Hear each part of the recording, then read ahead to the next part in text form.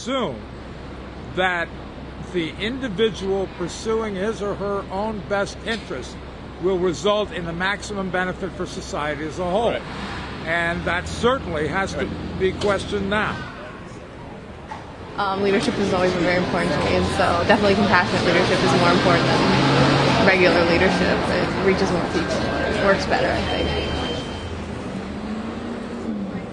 To the casual observer, the world today is in conflict in the extreme. Cultural, religious, ethnic, class, economic disputes are pervasive. What commentary can you provide? Are we really sticking to the questions? Well, the first one.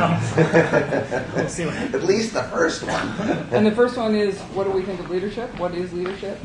Given that the world Can you offer a definition or perspectives on leadership when the world is falling apart? I think it's The basically leadership that is needed when the world is falling apart. Isn't that what you mean? Yeah, do it any way you want. That's the point. But that's what we're talking about. It's a kind of leadership. The more open-ended, the better. To be honest with you, this is an all-star lineup. I mean, we're gonna get to see here. Queen York is gonna be here. It's gonna be.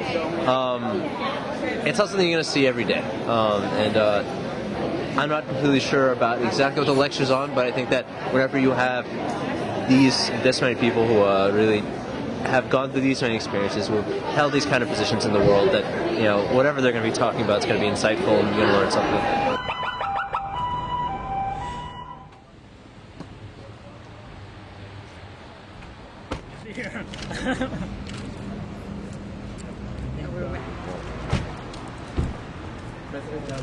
Hello, how are you? Nice to see you. Great to have you. Thank you very much.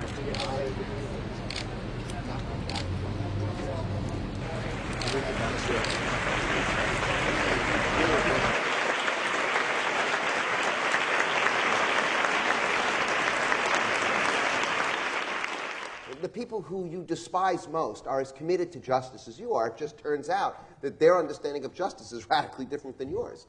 And the people who are committed to fairness, they're just as committed to fairness as you are, except it turns out that when you don't like the content of their fairness, you say they're unfair. The really interesting thing is to be able to fashion the kind of vision that incorporates the partial truth of the sides that you most deeply disagree with. Because otherwise, it's not a vision, or I would say otherwise, it's a very limited vision. But what we're really saying is that there's nobody who's so stupid that they're 100% wrong. And what that means is that you have to listen very carefully for the partial truth, and especially the partial truth in the voices of the people with whom you most deeply disagree. However you polarize it, it turns out there's some partial truth on the other side that's the truth you need to learn most. I'd love for everybody in the next week learn some partial truth of someone who you despise, a view you despise, Rallying the base is the easiest thing to do. That's not leadership.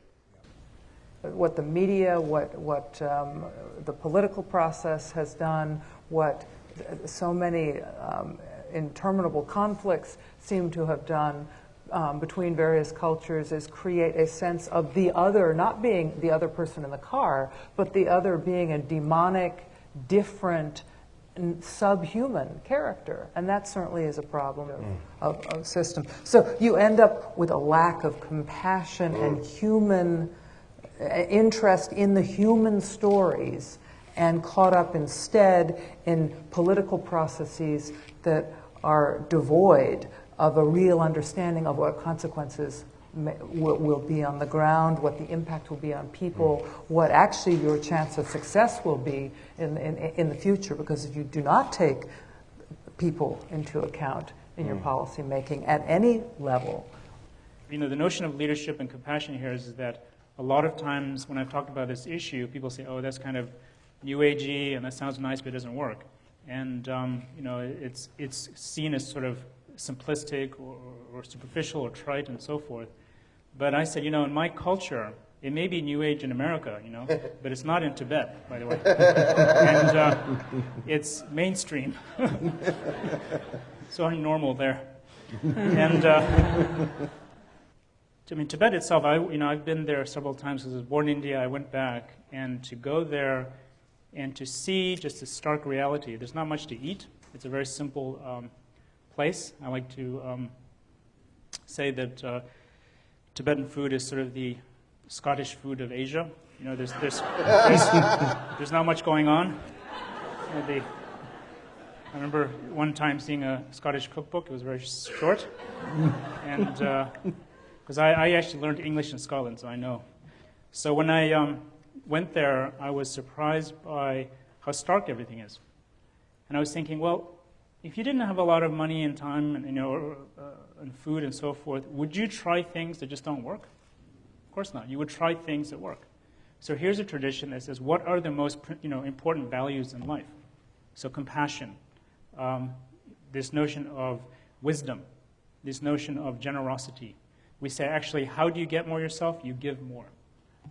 What is a leader's main qualities? They need to be strong and sustained. And we say non-aggressive, which means having patience.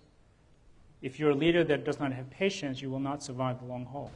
Everyone has a responsibility. It doesn't matter what part of the world you're in. It doesn't matter what your political system is or how obstructed you feel or your civil society institutions seem to be. You can still have an impact on a process that ultimately can move forward. But you can never, ever give up and stop trying, because that is the only thing that has ever changed the world, is people who have tried.